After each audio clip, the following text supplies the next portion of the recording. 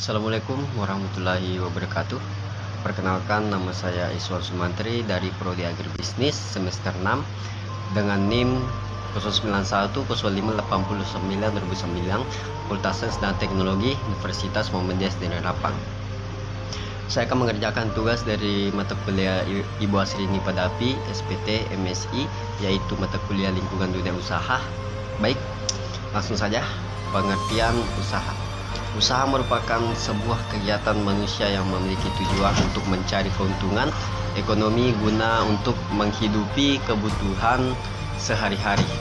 Nah, sedangkan menurut istilahnya bahwa usaha dapat diartikan ke suatu kegiatan bidang bisnis, produksi, atau aktivitas jual beli suatu barang yang bertujuan untuk memenuhi kebutuhan manusia. Nah, menurut Nana Supriyatna, bahwa usaha didefinisikan sebagai upaya manusia yang memiliki tujuan aktivitas untuk memenuhi kebutuhan manusia dalam sehari-hari.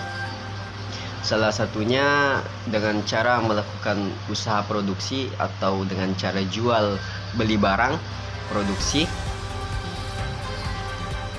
Tujuan usaha: yang pertama untuk memenuhi kebutuhan hidup, yang kedua usaha untuk bekerja, yang ketiga untuk memakmurkan bumi.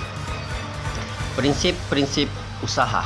Nah, yang pertama prinsip tauhid, yang kedua prinsip al-adal atau keadilan, yang ketiga prinsip al-ta'awun atau tolong menolong, yang keempat usaha yang halal dan barang yang halal. Produksi dan pemasaran dalam Islam. Yang pertama, produksi dalam Islam, manusia sebagai faktor produksi. Dalam pandangan Islam harus dilihat dalam konteks fungsi manusia secara umum, yakni sebagai khalifah Allah di muka bumi. Al-Quran dan hadis Rasulullah SAW memberikan arahan mengenai prinsip-prinsip produksi sebagai berikut. Yang pertama, tugas manusia di muka bumi sebagai khalifah Allah adalah memakmurkan bumi dengan ilmu dan amalnya. Yang kedua, Islam selalu mendorong kemajuan di bidang produksi. Yang ketiga, teknik produksi diserahkan kepada keinginan dan kemampuan manusia. Yang keempat, dalam berinovasi dan bereksperimen, pada prinsipnya agama Islam menyukai kemudahan, menghindari mudarat, dan maksimalkan manfaat. Pemasaran dalam Islam, Rasulullah SAW adalah orang yang menggeluti dunia perdagangan, sekaligus seorang pemasaran atau marketer yang handal. Rasul juga merupakan pedagang yang handal dalam menjual barang dagangannya, karena beliau terkenal dengan kejujuran dan keadilannya. Sebagai pedagang, Rasulullah berpegang kepada 4 konsep. Yang pertama, jujur.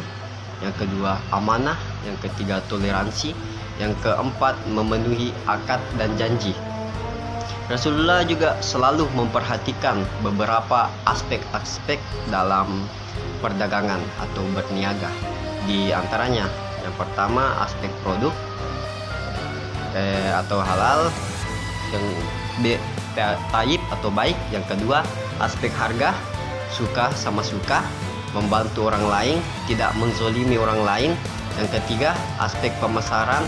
Dalam ekonomi Islam, orang mukmin diwajibkan bekerja.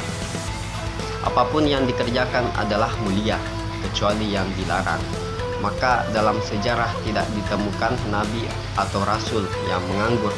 Demikian pula para sahabat, di antara mereka ada yang menjadi pandai besi, tukang kayu, penjahit, gembala ternak, petani, dan pedagang. Konsep produksi di dalam ekonomi Islam tidak semata-mata bermotif maksimalisasi keuntungan dunia, tetapi lebih penting untuk mencapai maksimalisasi keuntungan akhirat. Kaidah-kaidah dalam memproduksi antara lain adalah: yang pertama, memproduksi barang dan jasa yang halal pada setiap tahapan produksi.